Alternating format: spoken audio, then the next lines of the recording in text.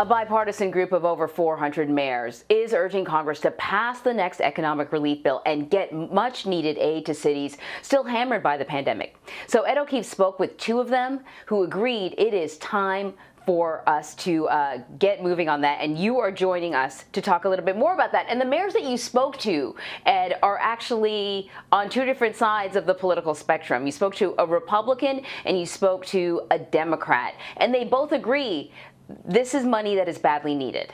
Yeah, I mean, this is a city, obviously, that disagrees on a lot, but if you head to city halls and state capitals across the country, there's growing agreement on both sides of the aisle that they need direct federal assistance to help make up some budget shortfalls that they're having across the country. We spoke with the Democratic mayor of Baltimore, Brandon Scott, Republican mayor of Oklahoma City, David Holt, both of whom have signed on to a letter with more than 400 mayors across the country calling on Congress to pass the president's American Rescue Plan, which includes $350 billion in direct aid to cities and states. They got billions of dollars in relief last year, specifically, however, to just pay for COVID-related expenses like buying protective equipment or, helping out hospitals or vaccination or testing centers, because there weren't vaccination centers yet.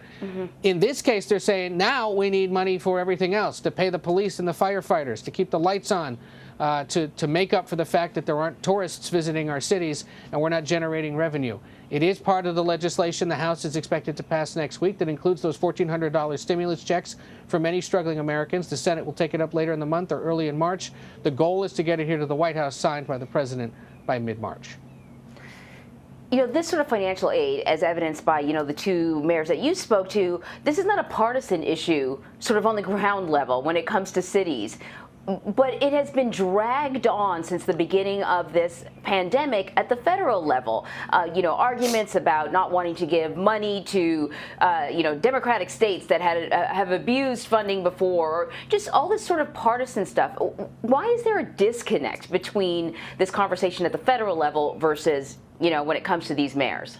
Because I think, as the mayor sort of said, look, we provide basic public services, and you can't find a city in this country, or a small town for that matter, that's struggling to meet tax revenue and budget goals because of decreased tax revenue. And in the case of big cities, it's because tourists aren't visiting, the parking attendants aren't writing tickets, other sales tax isn't coming in because restaurants and stores are closed. In other small towns, it might be something different, but similar in the sense that they're just not getting money. So they say, look, they got to set these differences aside, and they got to sign on to it. All right. Listen, Ed, I want to pivot over to something else that's happening. President Biden, will have his first G7 meeting as president today. It will also be his first major international engagement since taking office. What can we expect to hear from him and see? Yeah, that's right. And as one administration official put it to us last night, they are essentially taking a virtual trip to Europe today. The United Kingdom is currently currently leading the G7. So the British Prime Minister Boris Johnson is hosting this virtual meeting. Quite a Zoom affair, if you think about it. You got to make sure the mute buttons aren't on. And they're going to discuss primarily the global response to the pandemic and how the world's economies are going to have to rebuild together from it. That's part of his morning. The other part of his morning is he's giving what the White House is billing as his first major foreign policy address to the annual Munich Security Conference. It is usually held in Munich, Germany. It is being held virtually instead this year. This is a conference that then Senator and later Vice President Biden attended on a regular basis. It's like a Coachella for diplomats, and he was there most years. That's part of how he really got to know so many world leaders across the country, by going to these kinds of events. So he's going back now as president. It's expected he's going to outline some general themes of his belief on foreign policy, most especially pushing to buttress democracies around the world. The other development overnight, of course, is that the United States now signaling that it, with European allies, is willing and eager and ready to re-engage with Iran on getting it to stop its nuclear weapons program. We'll see what the reaction to that is through the weekend from around the world.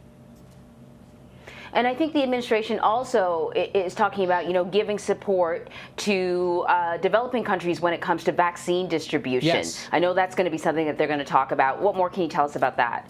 That's right. The United States donating about $4 billion to now a global, essentially a global foundation that is putting together money and manpower to distribute vaccine to poorer countries around the world. This is the first a big donation. It'll be $2 billion up front, another $2 billion later if other countries also put up some money. An understanding that while we obviously are struggling in this country to get people vaccinated, and it's incredibly frustrating and dangerous, there's an understanding that if it isn't also done around the world, it's going to have the detrimental effect not only on our nation's economy, but potentially on national security as well. Because if this pandemic persists for too long in the third world or in other developing countries, it could really destabilize parts of the world. Yep. Mute button off, cat filters on, or the other way around. Mute button on, We'll cat see. filters off. That's how they got to do it. See, that's why I'm terrible at Zoom. Ed, thank you so much. Take care, Anne Marie.